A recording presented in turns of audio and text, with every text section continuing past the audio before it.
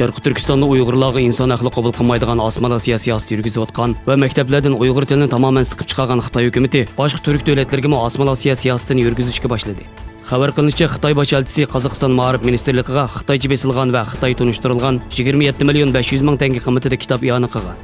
Qozog'istonning sobiq prezidenti Nazarboyev Xitoy ziyaratidan keyin o'tgan yili 1 dekabr Nazarboyev maktabining o'quvchilarining Xitoycha o'rganish kerakligini aytgan. Onundan başqa Türkiye'nin Gaziantep şəhəri Nizip nahiyesinde Türkiye Xitoy dostluq vaqfining qo'llashi bilan Xitoy madaniyatini tonishtiradigan kitob va rasm ko'rgazmasi o'tkazilgan. Sharqi Turkiston uchur markazining raisi Abdulil Qarqash xalqaro jamiyatni bo'libmi turk davlatlarini Xitoyning osmonasiya siyosatiga qarshi ogohlantirdi.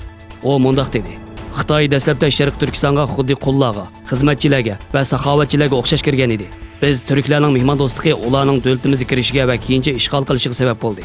Xitoyning shaytonlarcha osmonasiya siyosatining ziyonkashligiga biz uchirdik. Sizlar uchirmanglar. Xitoyning dastlabda atalmış xizmat va saxovat bilan kelishi butunlay ko'z bo'yash va aldash uchundir. Xalqaro jamiyatni Xitoyning osmonasiya siyosatiga qarshi va Sharq Turkistonda qilgan va qilayotgan zulmlarga qarshi tik turishga, birlik ichida harakat qilishga chaqiraman.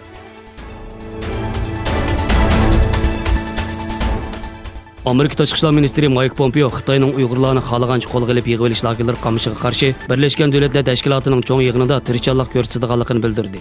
Kansas Davlat universitetida nutq so'zlagandan keyin muxbirlarning savollariga javob bergan Pompeo Xitoyning Uyg'urlarga yurgizayotgan bostirish siyosatini to'xtatish jihatda Amerikaning rolining yetarli bo'lmayotganligini aytdi. O sentabrning 3-haftasi Birlashgan Davlatlar Tashkilotining cho'ng yig'ini ichilganligini bildirdi. Va biz bir qator yig'inlar orqali Uyg'urlarning qo'yib berilishiga bo'lgan arzuyimizni boshqa davlatlarga yetkazib qoyil qilishga tirishimiz dedi. Kanadalik Alba muxbir Olisi yazıcı Xitoyning Uyg'ur musulmonlarini lagerlarga qamab, qo'rqitib, kimligini unutuldirish va kuchlanishiga qarshi turish uchun besim qilayotganligini ko'rdim dedi. Uyg'ur akademiyasi tarafidan Fatih Sultan Mehmet Universiteti Topkabi sho'basida o'tkazilgan axborot e'lon qilishig'ida Olisi yazıcı Xitoyda ko'rganlarini va Sharq Turkiston haqidagi ta'sirotlarini bayon qildi. O o'zining cho'chib ketganligini bildirib mundaq dedi: "Ko'rganlarim sababli sarang bo'lay dedi. Bak hayron qoldim. 21-asrda kishilarning qo'liga o'xshash lager va turmalarga qamalganligini ko'rishni kutmagan edi." Hong Kongda Xitoyga o'tkazib berish qonunining amaldan qoldirilganligi e'lon qilingan bo'lsa-mu, lekin namoyishchilar faoliyatlarini to'xtatmaydiganligini e'lon qildi. Hong Kong bosh ma'muri Carrie Lam oldingi kuni Hong Kong parlament a'zolari va Xitoy xalq qurultiyi vakillari bilan o'tkazgan yig'inda talash tortishga sabab bo'lgan jinoyatchilarning Xitoyga o'tkazib berish qonun loyihasini qaytarib olganligini e'lon qilgan edi. Carrie Lam namoyishchilarning bir talabini qondirgan bo'lsa-mu, lekin namoyishchilar buning bek kechikkanligi va bek oz ekanligini aytib, faoliyatlarini davomlashtiradiganligini bildirdi.